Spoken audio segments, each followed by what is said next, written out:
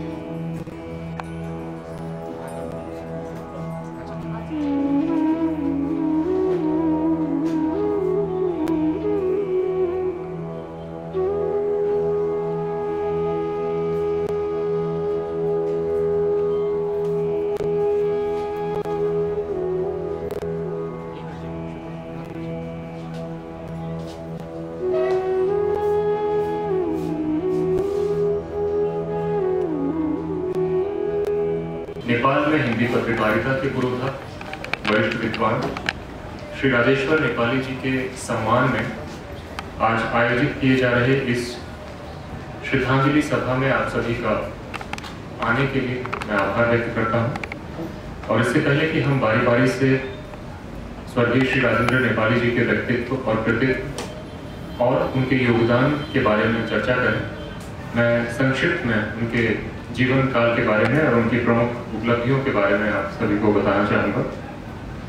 श्री राजेश्वर नेपाली जी का जन्म 4 सितंबर 1945 को बेलाग्राम जनकपुर धाम में हुआ था। उनके पिताजी श्री रामदुलार साहब 1950 के आंदोलन, जिसे 1950 की नवंबर क्रांति भी कहा जाता है, उसके स्वतंत्रता सेनानी थे, जिन्होंने पंडित रमाकांत झा, जो वरिष्ठ विद्वान हमारे बीच उपस्थित हैं, शायद वो इनके नाम से परिचित हों, पंडित रमाकांत झा जी के साथ श्री राजेश्वर नेपाली जी के पिताजी ने अपने रक्त से हस्ताक्षर करके प्रजातंत्र के लिए संकल्प लिया था। और अपने जीवन काल में श्री नेपाली जी ने अपनी उत्कृष्ट पत्रकारिता, हिंदी और मैथिली भाषा के लिए समर्पण, मैथिली संस्कृति के प्रति समर्पण और निष्ठा, इन सभी से श्री राजेश्वर नेपाली जी ने एक तरफ नेपाल में स्वभाषा के प्रति स्वाभिमान का भाव जागृत किया, वहीं दूसरी ओर नेपाल और भारत के बीच साहित्यिक और सांस्कृतिक संबंधों को सुदृढ़ करने में, प्रगाढ़ बनाने में अपना अहम योगदान आजीवन देते रहे। आज हम इस अवसर पर उन्हें आदरपूर्वक भावभीनी श्रद्धांजलि दे रहे हैं और उनके व्यक्तित्व और कृतित्व के बारे में हम अपने विचार व्यक्त करेंगे। और कहते हैं कि भौतिक संसार को अलविदा कहने के बाद भी जीवित रहने का एकमात्र तरीका ये है कि हम अपने जीवन काल में कुछ ऐसा सार्थक कर गुजरें जो कि वर्तमान पीढ़ी के लिए और आने वाली पीढ़ियों के लिए प्रेरणा का स्रोत बना रहे, और साथ ही साथ अपने समाज, अपने देश और पूरी दुनिया को हम अपने कार्यों से उसको पहले से बेहतर बनाकर जाएं।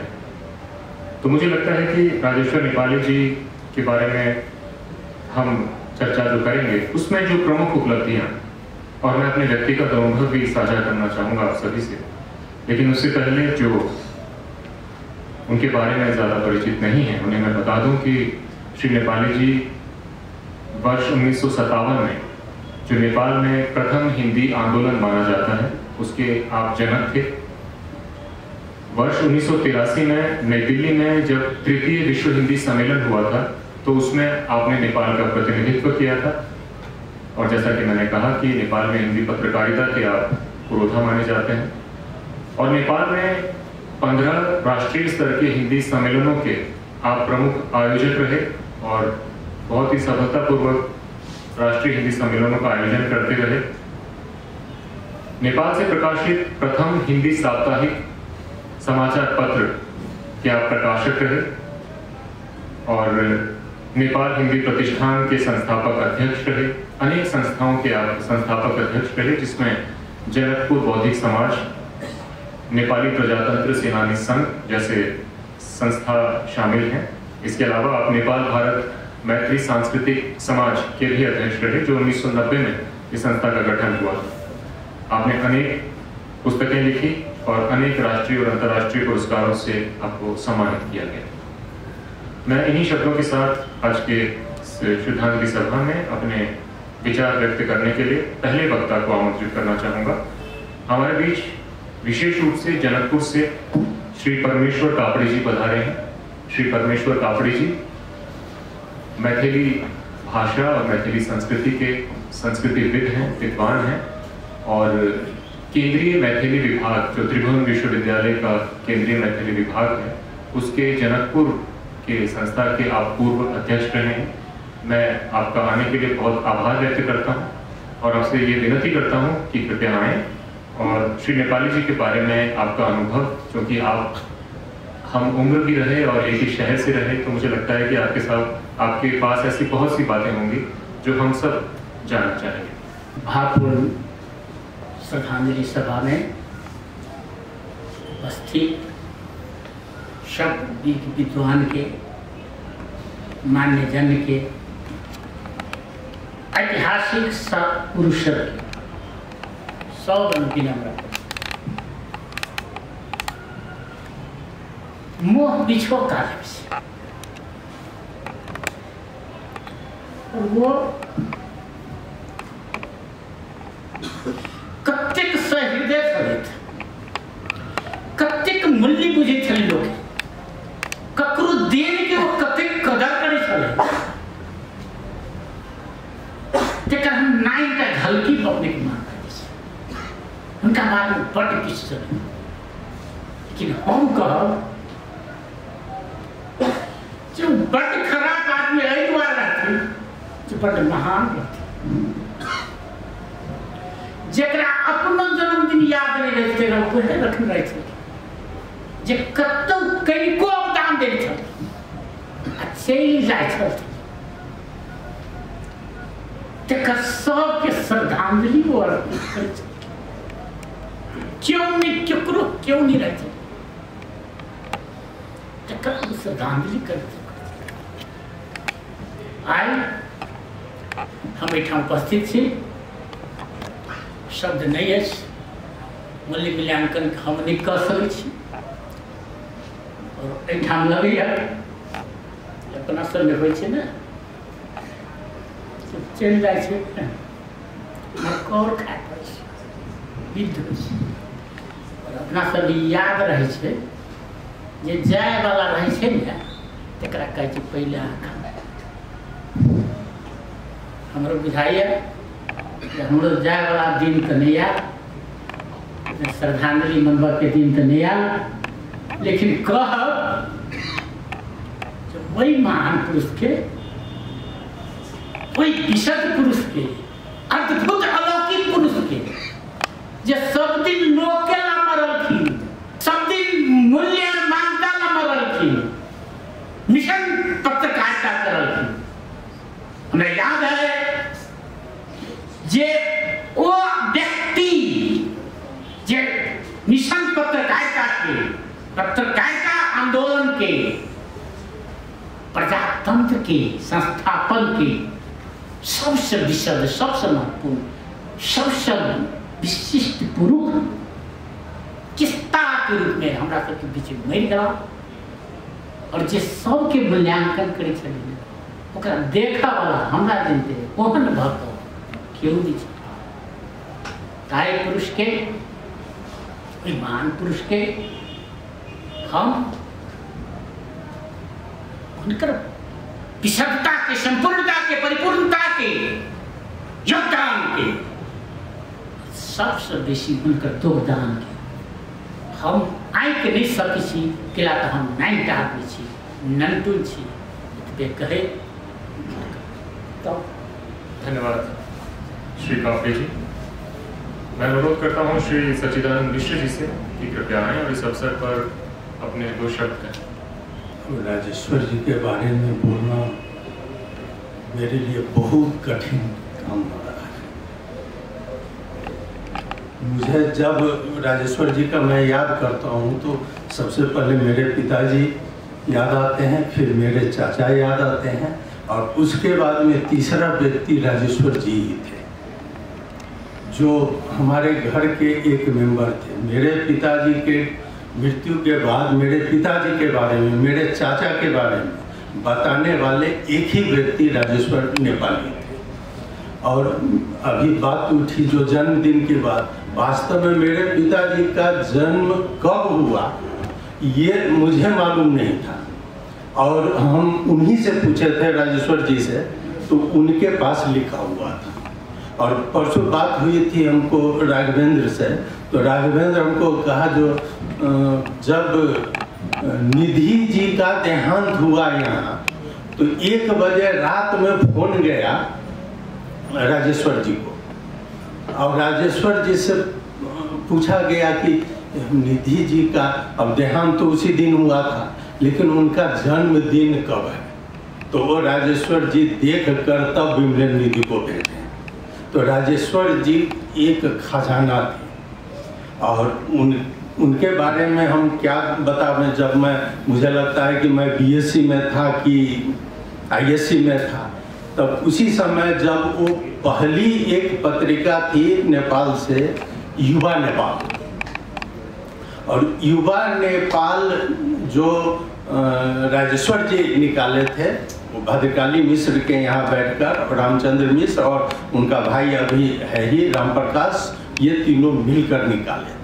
उस युवा नेपाल के लिए वो पहुँचते थे और उसके बाद में जो हिंदी की बात होती थी वहाँ पर, तो उन्हीं से थोड़ा बहुत हिंदी हम भी सीखे हुए हैं। अगर राजेश्वर जी बहुत भाषा जानते थे, वो अपना नाम में नेपाली तक लगा चुके थे। राजेश्वर शाह करके कोई नहीं बुलाता था, उनको राजेश्वर नेपाली कहा गया। वो अपनी राष्ट्रीयता यहाँ तक दिखाए, लेकिन राजेश्वर जी को सम्मान, मान्यता कितना मिल पाया वो आप लोगों के समक्ष है। मरते मरते उनका एक ही आवाज था कि नेपाल में हिंदी को जगह नहीं मिली। ये शुरू से वो मैथिली में एमए किए, लेकिन मैथिली में एमए उनको करना मजबूरी था, चूंकि वो हिंदी में आए, हिंदी में यहाँ पर नाम लिखवाए पहले, लेकिन वो काठमांडू में रह नहीं पाए उस समय। और बार बार मेरे पिताजी को कहते थे कि हिंदी विभाग ले चलिए जनकपुर। कोशिश भी हुई, लेकिन हिंदी विभाग जनकपुर नहीं गई। उसके बाद उनको कहा गया राजेश्वर जी आप जाइए जनकपुर में, आप कम से कम एमए कर लीजिए, मैथिली में खुल गया है। और उसके बाद वो मैथिली में एमए किए वहाँ से। लेकिन मैथिली में एमए के बावजूद भले ही उनकी मातृभाषा मैथिली है, लेकिन वो हिंदी को भी मातृभाषा ही मानते थे। और उसी मातृभाषा को दिलाने के लिए, मान्यता दिलाने के लिए वो जिंदगी भर हिंदी के लिए संघर्ष करते रहे। राजेश्वर जी का नाम जब भी आएगा हिंदी जगत में, विश्व हिंदी सम्मेलन हो, चाहे विश्व हिंदी सम्मेलन में तो 3-4 विश्व हिंदी सम्मेलन तो मैं ही जानता हूँ, मॉरिशस का हो, चाहे दिल्ली का हो, चाहे भोपाल का हो, वो वहाँ पहुँचते थे और सब में भाग लिए थे। और उसके बाद जब प्रथम विश्व हिंदी सम्मेलन नागपुर में हुआ था। तो मैं बता दूं कि नागपुर का विश्व हिंदी सम्मेलन, उसमें नेपाल से एकमात्र प्रतिनिधि गए थे रामचंद्र मिश्र, और रामचंद्र मिश्र का एक पंपलेट था वहाँ, वो पंपलेट छपी धर्मयुग में, धर्मवीर भारती छापे थे। लेकिन उसके बाद राजेश्वर जी ने उस आर्टिकल को अपने पत्रिका में छापा, जिसके कारण उनको 13 महीना तक जलेश्वर कारागार में रहना पड़ा। और वहाँ से शुरुआत होती है उनकी हिंदी आंदोलन।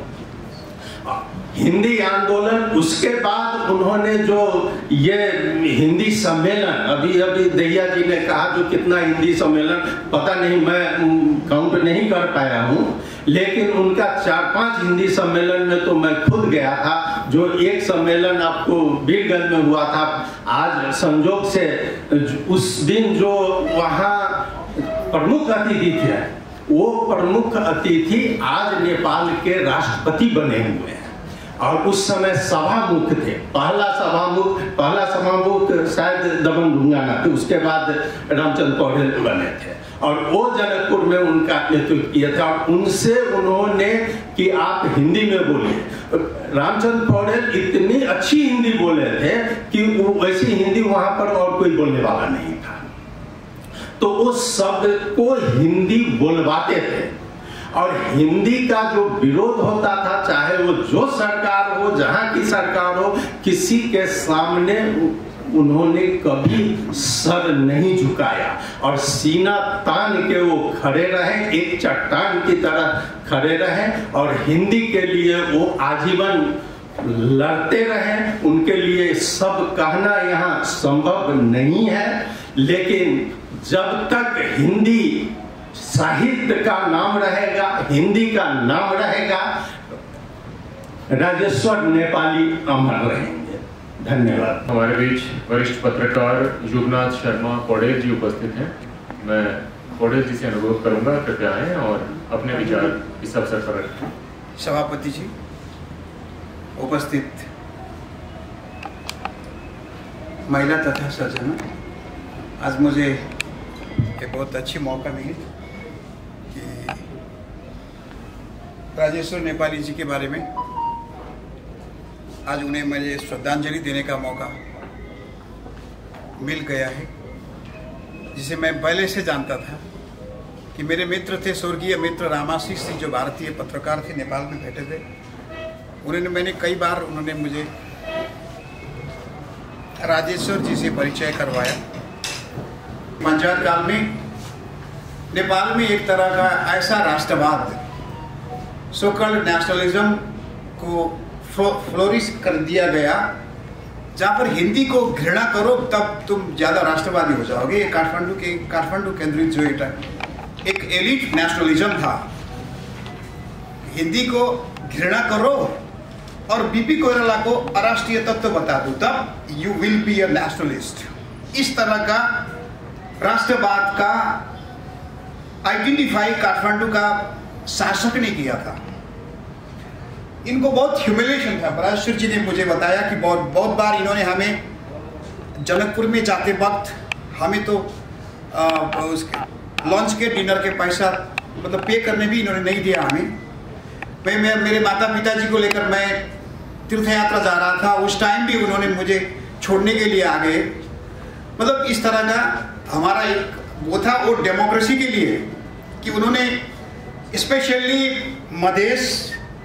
मधेश में जिस तरह का, मधेशियों के लिए जिस तरह का बर्ताव लोग कर रहे थे, और उसमें हिंदी भाषा के प्रति मुझे भी इतना नॉलेज उन्होंने डाल दिया था कि यहाँ के काठमांडू के शासक क्या करते थे। इन्होंने बताया थे मुझे कि मैथिली वाले वो भोजपुरी वाले को लड़ाकर मतलब हिंदी को स्टैब्लिश करने में नहीं दे रहे थे। इन्होंने मुझे इस साइकोलॉजी को बताया।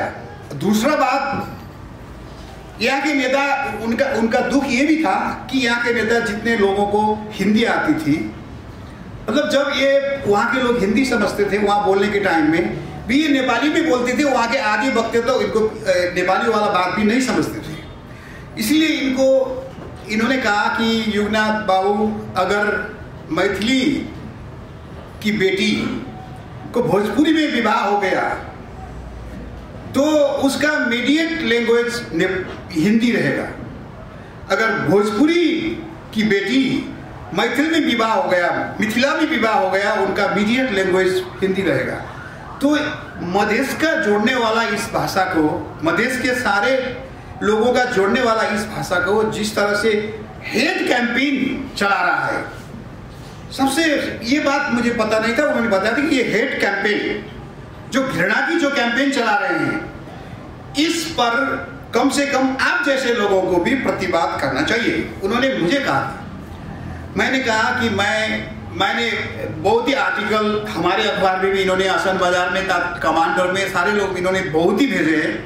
हमारे इसमें और भी लोग हैं, जैसा कि अब बाद में तो हमारे साथ बहुत ही दोस्त, अभी इस मंच में भी मैं दिख रहा हूँ, बहुत ही लोग हमारे पास इसके बारे में, हिंदी के बारे में, मैंने स्पेशली हमारे अकेला जी का हिंदी प्रेम भी बहुत था, उन्होंने बहुत ही ट्रांसलेट भी किया, मैथिली वाला 9 उपन्यास का भी ट्रांसलेट किया। इनका उपन्यास मुझे लगता है कि मैंने हजारों कॉपी मैंने इनको बांट दिया था। एक बार हमारी बात हुई प्रदीप गिरी से, प्रदीप गिरी और ये साथ में थे हम, इन्होंने प्रदीप गिरी को भी किया, गाली किया।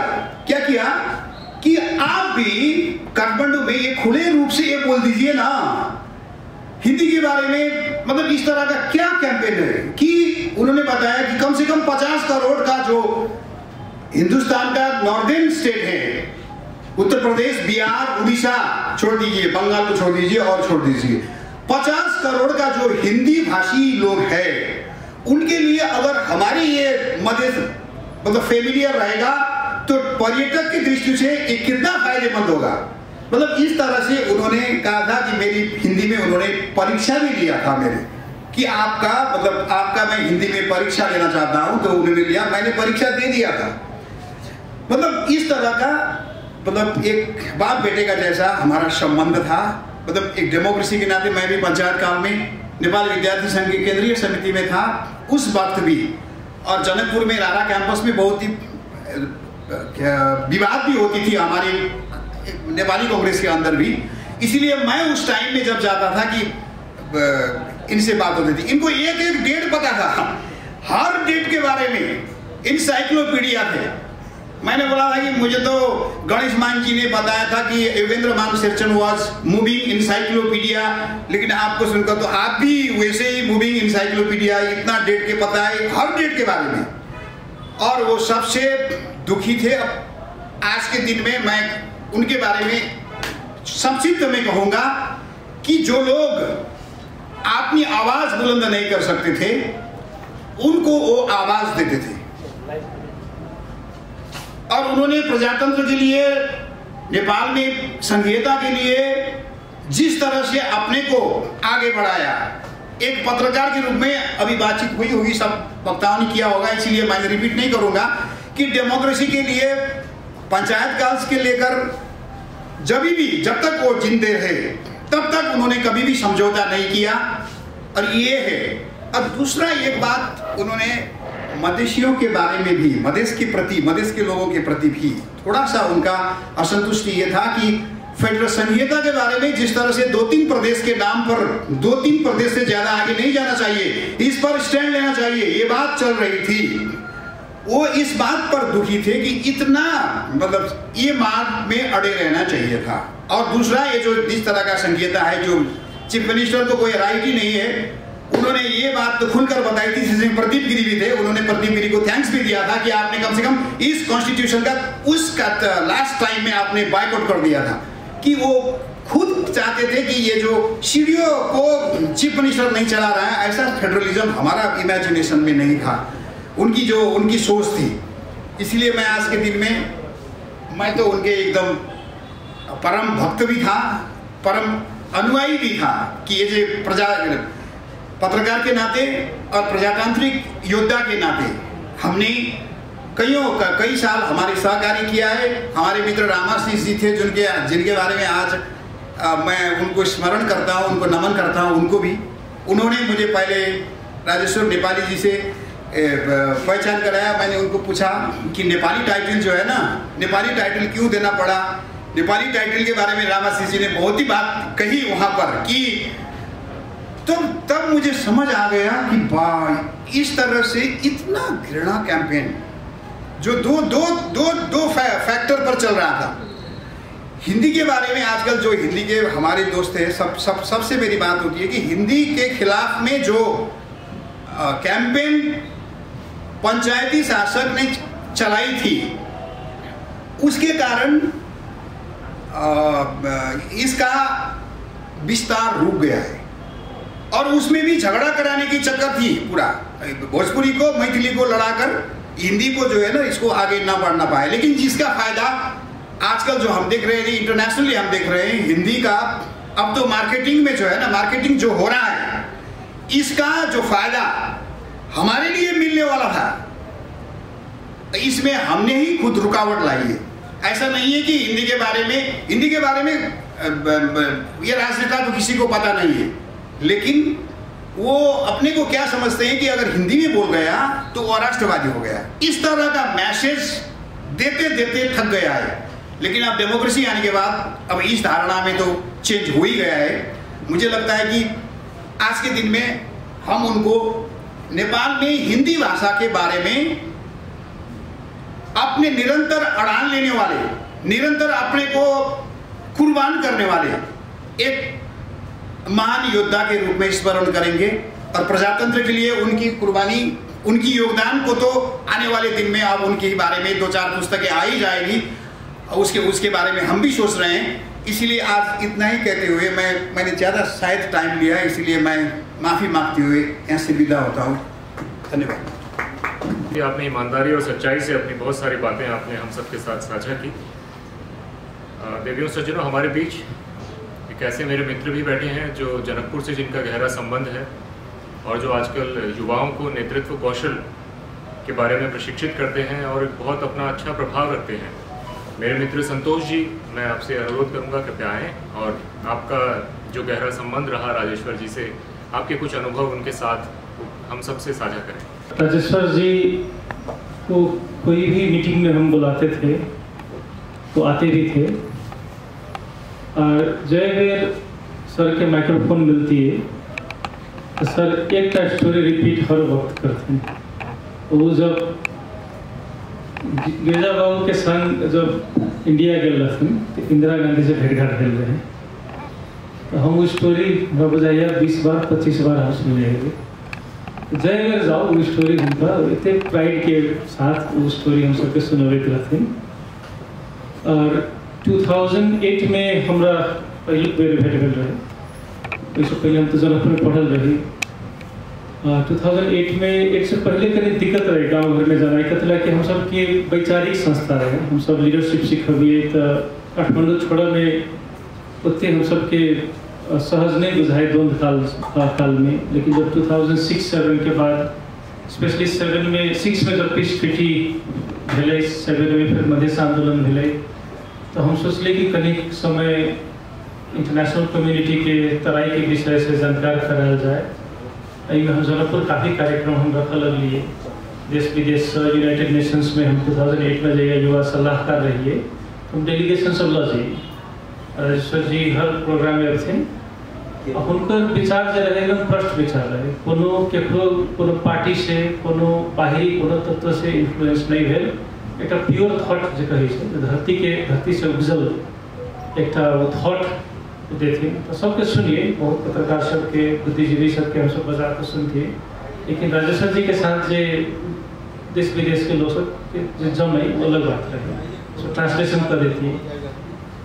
तो ये एक हमर बहुत बड़का उनका जरे जुड़ा के जो एक संदर्भ से वो बहुत इंटरेस्टिंग है। हम जानकी मंदिर दर्शन कर अबैत रहिए तो जनक चौक में पत्रिका दुकान पहने रहे, अभी हटा देने से शायद हमारे बच्चे से आदत रही होगा जाके पत्रिका पढ़ के कहीं काल किनबो करिए, हर हमेशा फ्री में तो नहीं पढ़िए।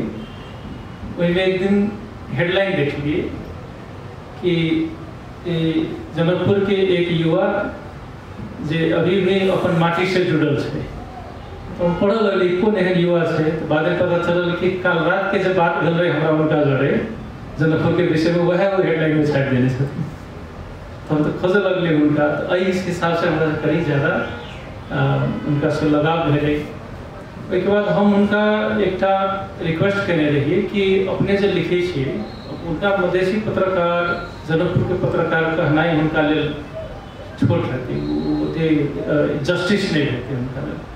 वो राष्ट्रीय पत्रकार छथिन, राष्ट्रीय लेवल के लेखक भी छथिन, हुनकर विचार अंतर्राष्ट्रीय लेवल के छै। कथिला कि अपने सबके याद हेतै 2007 से लऽ 2011 तक बहुत इंटरनेशनल कम्युनिटी सब नेपाल के राजनीति आ विचार परिवर्तन पे खर्च केने रहे, अरबों रुपया खर्च केने रहे।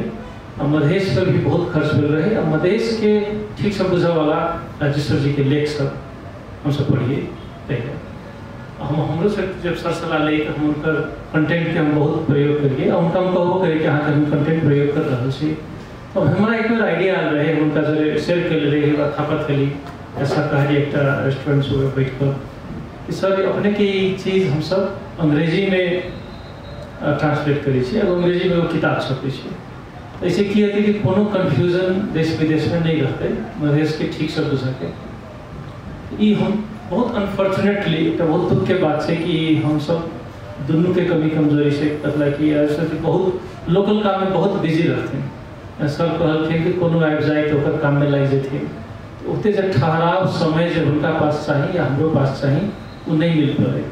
हम सब 2 ट्रांसलेटर रख कर भी ट्रांसलेटर वो काज नहीं कंप्लीट कर, लेकिन ब्रेन ड्रेन से नेपाल में जरा पास मैथिली से हिंदी से नेपाली से इंग्लिश में ट्रांसलेट करे के क्षमता है, वो 3-3 महीना नहीं टिकते हमारा तो कोनो न कोनो NGO विदेशी संस्था सब तो जॉब दिए देते। ये एक चीज़ हम सबके कनी त्रुटि भ गई। उनका से नज़दीक जे अपने छिए अभी जे मिलकर ये काज के हम सब कंप्लीट कर सके, तो अभी भी स्कोप है। हम हिमालयनी पत्रिका के सत्यजन सर के अपने रिक्वेस्ट करबे कि हम सब मिलकर एक अगर हम सब इंग्लिश में अगर हम कर लेख सब विशेष करी मधेश आंदोलन 2007 आ 8 पर हम कर आर्टिकल सब से अभी हेरा जाते कि आर्टिकल ये नया थॉट जो न्यू पॉलिटिकल अथी सब डेवलप भेले 2007-8 के बाद मधेश के, ये बहुत मिसलीडिंग है। इन तो इसे मधेश के फायदा से न नेपाल के फायदा से न मित्र राष्ट्र भारत के फायदा से। उनको तहिया के विचार सब कथला कि आप सब डिजिटल हो रहा है, वो आर्टिकल सब हरा जाते तो कोनो पढ़बो नहीं करते। तो अगर एकरा अंग्रेजी में कुछ काम कल जाए तो इनमें हम अभी भी सक्रिय होगा चाहिए छी, इनमें कोनो मिलकर हम सब विषय में काम कर सके छी। बहुत बहुत धन्यवाद। धन्यवाद संतोष जी, बहुत अच्छी और सकारात्मक बातें आपने कही। और मैं अगले वक्ता के रूप में श्वेता जी को आमंत्रित करता हूँ।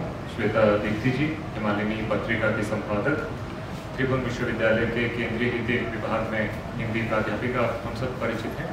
मैं अनुरोध करता हूँ कृपया इस अवसर पर 2 शब्द कहें। सबसे पहले तो मैं अपनी भावपूर्ण श्रद्धांजलि व्यक्त करना चाहूँगी। हम आए हैं तो हमें जाना भी है, ये शाश्वत सत्य है जहाँ हम निशब्द हो जाते हैं। नेपाली सर के लिए मैं बोलूँ तो मैं बस इतना कहूँगी कि एक मुखर आवाज़ जो खामोश हो गई। मैं आज भी जब उन्हें याद कर रही हूँ, मैं उनके लिए जब कुछ कहने के लिए खड़ी हुई हूँ, तो मुझे अगर मेरे जहन में कोई बात आती है, कुछ याद आता है, तो वो है उनकी आवाज़, जो अगर खड़े हो जाएं तो 100 वक्ता का एक वक्ता वो खुद होते थे, जिनकी आवाज़ की बुलंदी इतनी मजबूत होती थी कि आप चाहें न चाहें पर आपका ध्यान उसकी ओर खींची जाता था। नेपाल आए हुए मुझे 25 वर्ष हुए। उनसे मेरी मुलाकात 10-15 वर्ष पहले हुई थी पहली बार, जब मैं अभी उस दिन जिस दिन उनका निधन हुआ मैं यहाँ नहीं थी, और जब मुझे पता चला तो मुझे उनसे मुलाकात का वो दिन याद आया। मैं सक्रिय नहीं थी और हिंदी विभाग से बहुत नया मेरा वहाँ जुड़ा हुआ था, और उनका हिंदी सम्मेलन नेपाल भारत प्रतिष्ठान के द्वारा उन्होंने यहाँ के प्रज्ञा प्रतिष्ठान में आयोजन किया था। काठमांडू में हिंदी सम्मेलन का होना उस वक्त अपने आप में एक बहुत बड़ी बात थी। पता नहीं उन्होंने कहाँ से मेरा नंबर लिया, और सुबह 7-8 बजे के करीब उनका फ़ोन आया कि मैं आपसे मिलना चाहता हूँ। आज 11 बजे कार्यक्रम है और आपको मंच संचालन करना है। मैं उनको पहचान नहीं रही थी, मैं ज़्यादा लोगों को भी नहीं जानती थी। फिर मैंने उनको कहा कि सर आप कह रहे हैं 11 बजे, अभी 9 बज रहे हैं, तो कुछ नहीं, आप आ जाइए मारवाड़ी धर्मशाला में, सब हो जाएगा। मैं डरती सहमती सी गई वहाँ। उस वक्त मैंने उनको पहली बार देखा, पर शायद मेरे अंदर का डर, उनके विश्वास ने ही उसे हटाया। प्रज्ञा प्रतिष्ठान का वो बड़ा सा हॉल भरा हुआ था। मुझे ये इस बात की भी बहुत मतलब खुशी हुई उस समय कि हिंदी सम्मेलन में भी इतने लोग आ सकते हैं क्या। लेकिन माहौल ऐसा बना बीच में कि एक भाषा को लेकर के उस वक्त भी विवाद शुरू हुआ। दर्शक दरगाह से कुछ आवाजें आई, तनावपूर्ण माहौल बन गया था। लेकिन मैंने किसी तरह अपने डर को हटा करके उसे संभाला। और जब मेरे कार्यक्रम समाप्त हुआ तो उन्होंने मुझे इतना ही कहा था कि मुझे विश्वास था कि तुम ये काम कर लोगी। उनके इस विश्वास पर मैं कितनी खरी उतरी वो मैं नहीं जानती, लेकिन उन्होंने जब भी जहाँ भी हिंदी प्रतिष्ठान के द्वारा सम्मेलन आयोजित किया तो मैं कोशिश करती रही कि मैं उसमें जरूर शामिल हूँ। राजविराज में उन्होंने किया था और मैं राजविराज गई थी। राजविराज सप्तरी मेरा गांव है।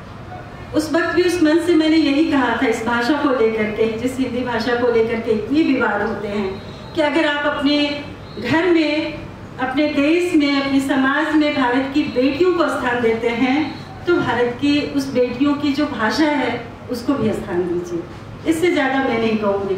मैं नहीं कहती कि हिंदी यहाँ की राष्ट्रभाषा बने, यहाँ की संपर्क भाषा बने, लेकिन मुझे आज भी अगर सबसे ज़्यादा तकलीफ होती है तो इस बात की कि जिस हिंदी क्षेत्र, जिस मधेश की मैं बहू हूँ, सबसे ज़्यादा विरोध अगर वहाँ होता है तो हिंदी भाषा का होता है।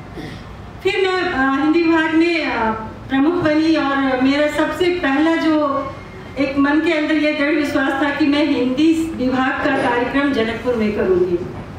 और जब मैंने ये निर्णय लिया तो लोगों ने कहा कि जनकपुर में करेंगे आप, वहाँ तो हिंदी से जुड़े हुए लोग नहीं आएंगे क्योंकि सबसे ज़्यादा विरोध वही होता है। मैंने कहा देखते हैं, और वो कार्यक्रम वहाँ हुआ। आश्चर्य तो था ये कि उस वक्त भी 200 लोग आए थे उस कार्यक्रम में, और उस दिन वक्ता के रूप में राजेश्वर सर थे वहाँ पे। और जब उन्होंने बोलना शुरू किया, मैं तो यही कहूँ कि वो इतिहास थे, इतिहास है और रहेंगे, क्योंकि नेपाल से जुड़ी हुई बातें उनकी जुबान पे होती थी। और उसी बातों में से हिंदी के लिए उन्होंने कुछ कहा और फिर सामने से एक युवा पीढ़ी के कुछ लोग बैठे हुए थे। उन्होंने अपनी जो एक उग्रता होती है उन्होंने दिखाना शुरू किया। मुझे बीच में उन्हें रोकना पड़ा। मैंने कहा कि सर आप बैठ जाइए, मैं संभालती हूँ, क्योंकि उनकी बोली उनसे ज़्यादा उग्र थी। तो वो व्यक्ति उसी धरती, उसी मिट्टी से जुड़ा हुआ, लेकिन उस वक्त भी मुझे लगा था कि एक बुजुर्ग आपके सामने बोल रहा है और आप उनका जो विरोध कर रहे हैं वो वहाँ की युवा पीढ़ी थी। ये यहाँ का, मैं अभी युवराज सर ने जो कहा है, मैं मानती हूँ कि अगर कहीं सबसे ज़्यादा विभेद होता रहा है इस जगह तो वो मधेश है, भाषा को लेकर के। दूसरी बात तो मैं ये कहूँ कि आज उनके लिए वो एक योद्धा थे, राजनीतिक दृष्टिकोण से पत्रकार थे, यहाँ के हर बात उनको पता थी, लेकिन शायद उनका वो बेबाकपन, वो उग्र स्वभाव, झुकने वाली जो स्थिति होती है उसको स्वीकार न करना ही उन्हें जनकपुर के उस एक कार्यालय तक सीमित कर दिया। अगर उन्होंने राजनीति के नब्ज को पकड़ा होता तो उनके बाद वाले जो लोग उनके पीछे चले थे और आज शीर्ष पे बैठे हुए हैं, शायद वो भी वहाँ कहीं होते। पर ये उनके व्यक्तित्व की खासियत थी कि उन्होंने झुकना नहीं गंवारा। जो वो चाहते थे, जो वो कहते थे, वो उसी बेबाकपन से कहते थे। आपको अच्छा लगे लगे, नहीं लगे नहीं लगे। सीधी सी बात है कि कोई मुझे खाने नहीं देता तो मैं उसकी चापलूसी क्यों करूं। ये उनका स्वभाव था, और ये स्वभाव ही उनको, मुझे लगता है कि जो हमारे देश की वर्तमान परिस्थिति है, जिसके लिए लोग कहते हैं कि कल तक जिनके पास पैरों में हवाई चप्पल होते थे, आज उनके नाम पर करोड़ों की संपत्ति है, लेकिन हमारे राजेश्वर सर वहीं के वहीं रह गए। कुछ तो वजह थी। यही होता है, ईमानदारी का तकाजा यही होता है, ईमानदारी का फल भी हमें यही मिलता है। आज इस मंच से मैं कहूँ, मैं 2019 में मैं उनसे मिली थी अनाम नगर में कोविड से पहले। उनके चेहरे को देख के मुझे लगा कि वो बीमार हैं। उस वक्त मैंने उनसे कहा कि सर आप बीमार हैं, पूरा चेहरा आपका काला लग रहा है।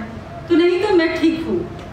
जबकि वो बीमार थे, उसके बाद मुझे पता चला कि वो कई बार दिल्ली जा रहे हैं, उनका इलाज चल रहा है। पर ये उनकी एक दृढ़ता थी कि उन्होंने उस वक्त भी नहीं कहा कि हाँ मुझे कुछ हुआ है, मैं बीमार हूँ।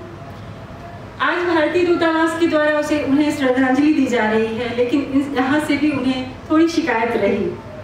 वो हमेशा जिस सम्मेलन को करना चाहते रहे, अंतिम समय में उसे निरंतरता देने के लिए उन्हें बहुत ही मेहनत करनी पड़ी, जिसकी शिकायत वो अक्सर कर दिया करते थे। आज उन बातों को दोहराने की मैं ज़रूरत नहीं समझती, लेकिन आज इस मंच से मैं एक बार फिर कहूँ कि अगर उन्हें श्रद्धांजलि देनी है तो उनके विचारों को लेकर के, उनकी जो वो एक दृढ़ता थी उसको लेकर के, और उन्हीं की उस संस्था को जीवित रख करके अगर हम चाहें, बहुत बड़े पैमाने पर नहीं, छोटे ही पैमाने पर, वो हर साल इस चीज़ को देते थे जो पिछले 4-5 सालों से रुक गया, उसे अगर हम निरंतरता दें तो शायद ये उनके लिए हमारी श्रद्धांजलि होगी।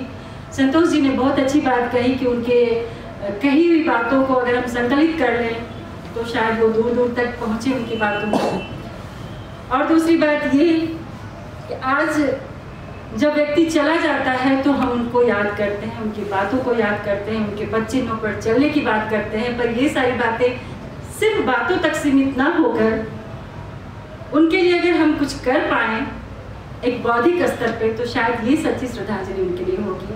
मैं इतना ही कहना चाहूँगी, और फिर से मैं पुनः व्यक्तिगत रूप से हिमालय की तरफ से, हिंदी विभाग की तरफ से मैं उन्हें सादर नमन करती हूँ। बहुत ही अच्छी बातें आपने कही। निश्चित रूप से मुझे लगता है कि जितने कम समय में हमने इस कार्यक्रम का आयोजन किया, इसके लिए मैं थोड़ा क्षमा प्रार्थी भी हूँ कि हमारे पास समय का ऐसा अभाव था। हमारे बीच दो बहुत ही वरिष्ठ साहित्यकार और विद्वान उपस्थित हैं। मैं अनुरोध करूँगा कि पहले हम रामदयाल राकेश जी को आमंत्रित करें। मुझे लगता है कि ऐसी बहुत सी खास बातें होंगी जो आपके जहन में इस समय चल रही होंगी। जब हम राजेश्वर जी के बारे में बातें कर रहे हैं तो मैं देख रहा था कि आप बहुत विचारपूर्ण मुद्रा में भी थे और आप लिखते भी जा रहे थे कुछ। आपका स्वागत है सर, आएँ और हमारे साथ आपके मन में जो पिछले आधे घंटे से चल रहा है वो साझा करें।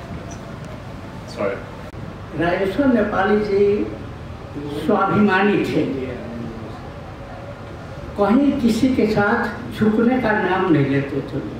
वो नेपाल सरकार हो या श्री 5 की सरकार पहले थी, उस सरकार के प्रति भी कभी भी उन्होंने नतमस्तक नहीं किया, कभी समर्पण नहीं किया। इतना विरोध होता था पंचायत काल में हिंदी का, जो हम लोग हिंदी विभाग में बैठकर समय बिताते थे। विद्यार्थियों को भी आने का वहाँ पर कोई गुंजाइश नहीं थी। इस तरह से जब हिंदी बोलना और लिखना भी मुश्किल, उस वक्त भी राजेश्वर नेपाली जी अपना काम निरंतर रूप से करते थे और हम लोगों को प्रेरणा देते थे। वास्तव में राजेश्वर नेपाली जी का जो व्यक्तित्व है वह अद्भुत निराला है, और मुझे जैसा लगता है। तो अभी मैं कुछ प्रसंगों को याद करना चाहता हूँ उनके साथ। मैं कोलकाता में गया था एक सम्मेलन में भाग लेने के लिए। जब जनकपुर लौट कर आया तो उन्होंने मुझे कहा कि आप मेरे साथ ठहरिए। मैं उनके साथ ठहरा था। जनकपुर के निवास स्थान पर शीतलहरी थी, कड़ाके की ठंडी थी। तो रात में यहाँ के सांसद हैं हरिहर बिरही थे, उन्होंने उनको फ़ोन किया कि आपको हम लोग सूचना आयोग में आयुक्त बनाना चाहते हैं, आपकी स्वीकृति है कि नहीं है। तो राजेश्वर नेपाली जी कभी भी नौकरी करने के पक्ष में नहीं थे और उन्होंने नौकरी भी नहीं की। तो मुझसे पूछने लगे कि क्या करें हम। तो मैंने कहा ये नौकरी नहीं है, ये तो सम्मानित पद है, इसकी पदावधि निश्चित है, 4 वर्ष या 5 वर्ष जो भी हो।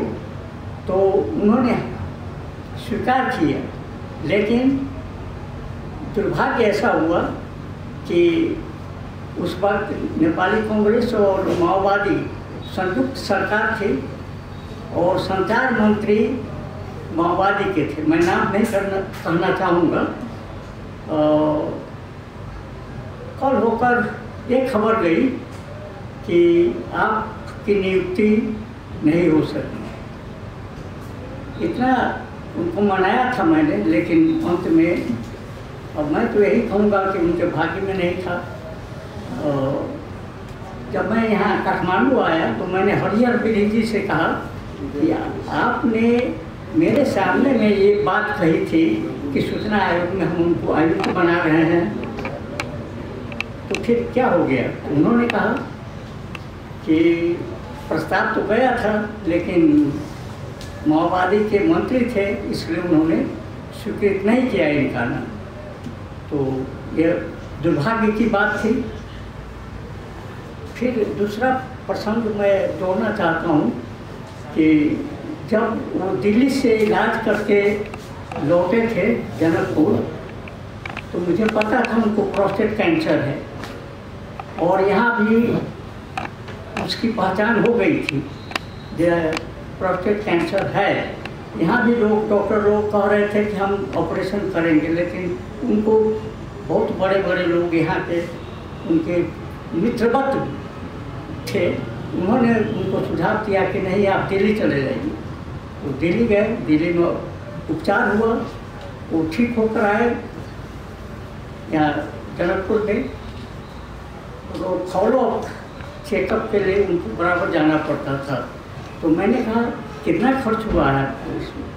तो उन्होंने कहा 8 से 10 लाख के बीच में खर्च हुआ है। तो मैंने कहा कि प्रदेश सरकार अभी बीमारी के लिए, सांसद के लिए 8-10 लाख तो देती ही है, आप मांग कीजिए, आप निवेदन दीजिए। तो उन्होंने कहा नहीं, मैं ऐसा नहीं कर सकता, और उन्होंने नहीं किया। उन्होंने मांग नहीं की कि मेरे इलाज में इतने लाख खर्च हुए हैं, हम आपसे मांगना चाहते हैं या लेना चाहते हैं। उन्होंने कभी मांग नहीं की, इतने स्वाभिमानी थे वो। अभी कुछ दिन पहले 29 जून को जब मैं पटना गया था, तो पटना से लौटते वक्त मेरे साथ में मेरी पत्नी थी और जनकपुर से मैंने सीताराम और ग्रहणी जी को भी साथ में ले लिया। हम लोग गए उनके निवास स्थान पर।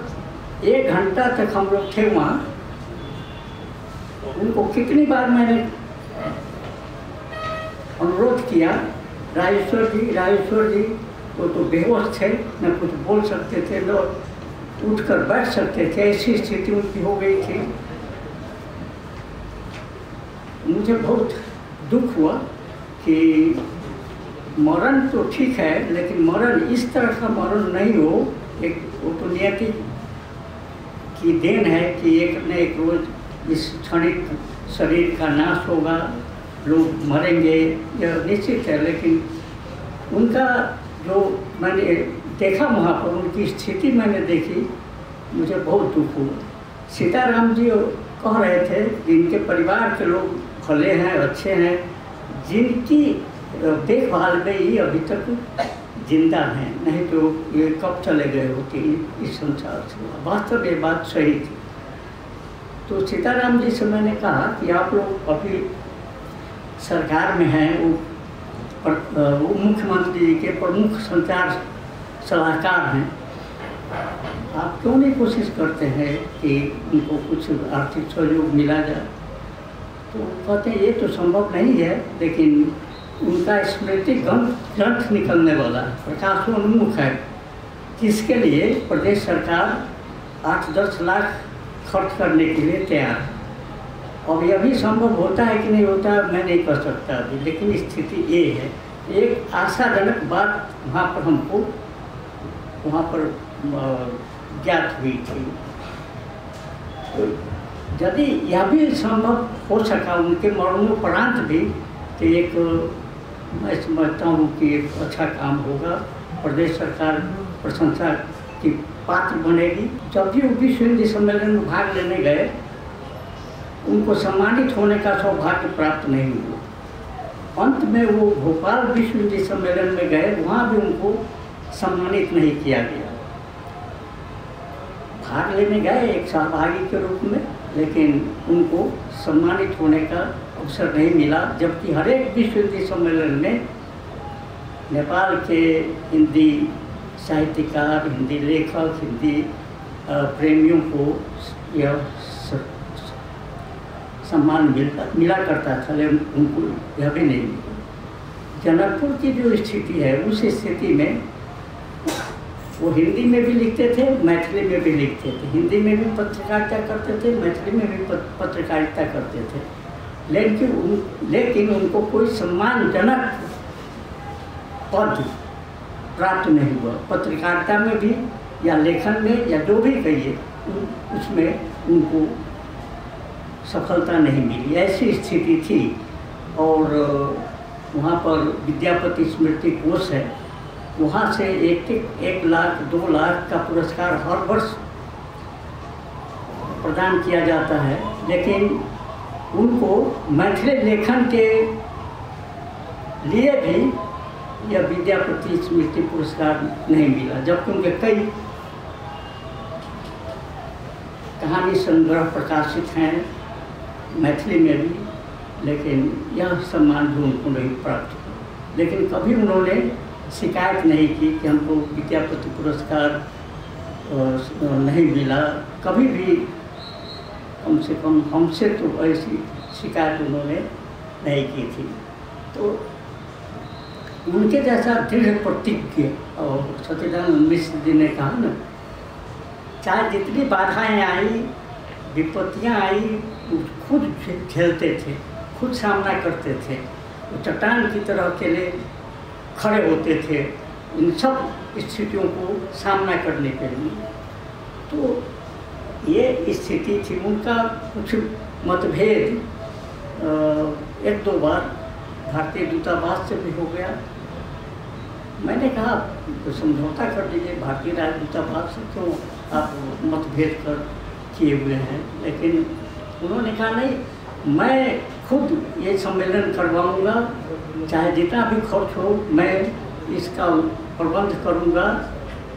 लेकिन उन्होंने कभी भी ये अपना स्वाभिमान नहीं छोड़ा। ऐसा व्यक्तित्व बहुत कम होता है इस संसार में, और आजकल के अवसरवादी युग में तो और लोग तुरंत समझौता कर लेते हैं, तुरंत कोई पद पाना चाहते हैं, पुरस्कार पाना चाहते हैं, जिसके कारण अपना सिद्धांत भी छोड़ देते हैं।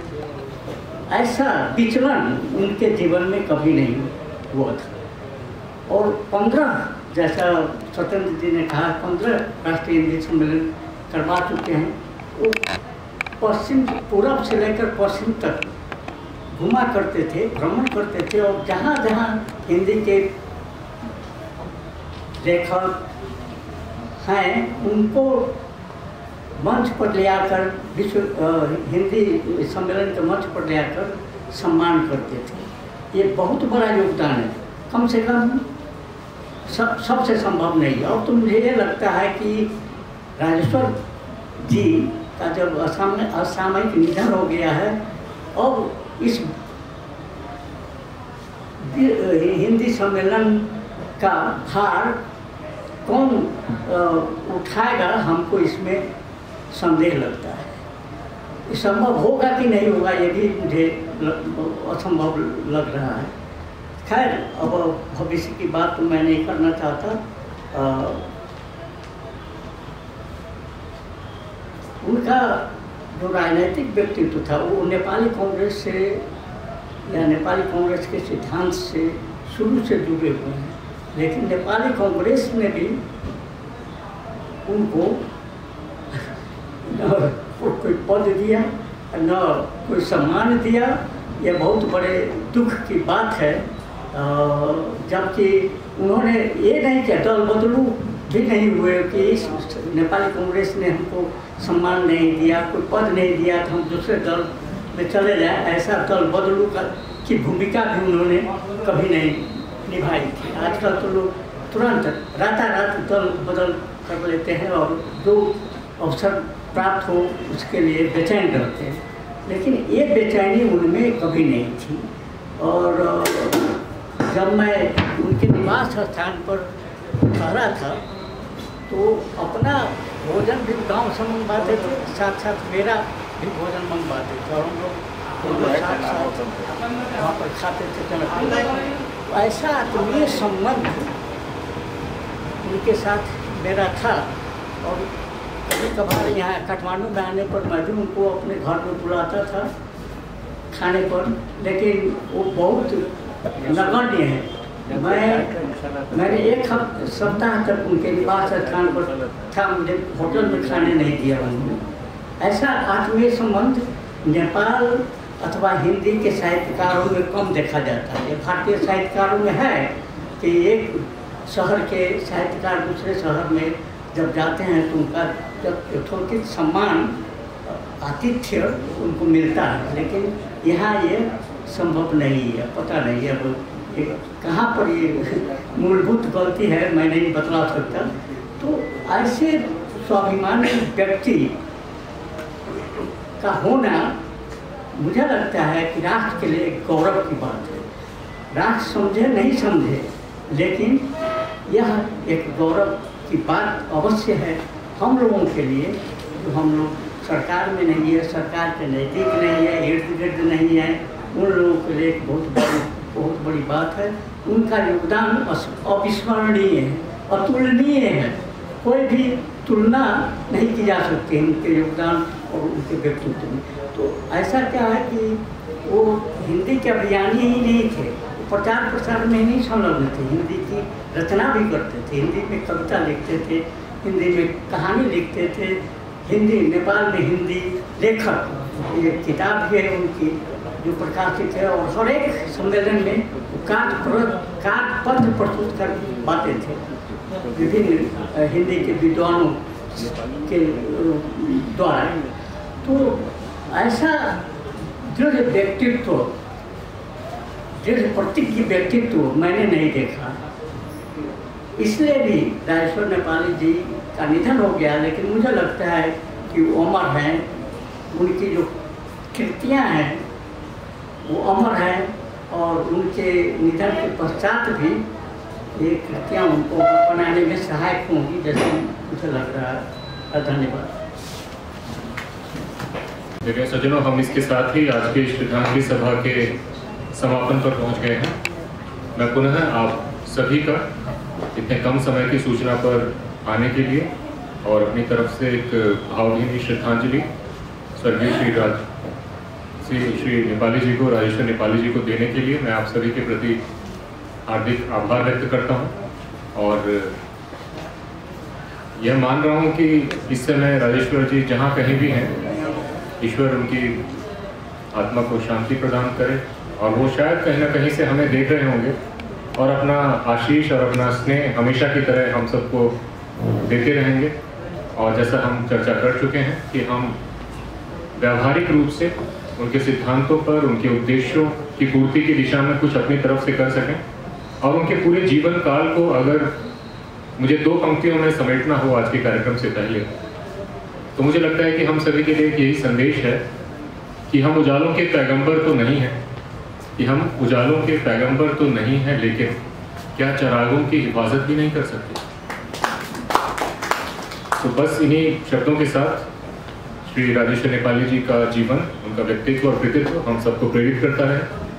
आप सभी की ओर से उनको पुनः भावभीनी श्रद्धांजलि। आप सभी का आभार। धन्यवाद। नमस्कार।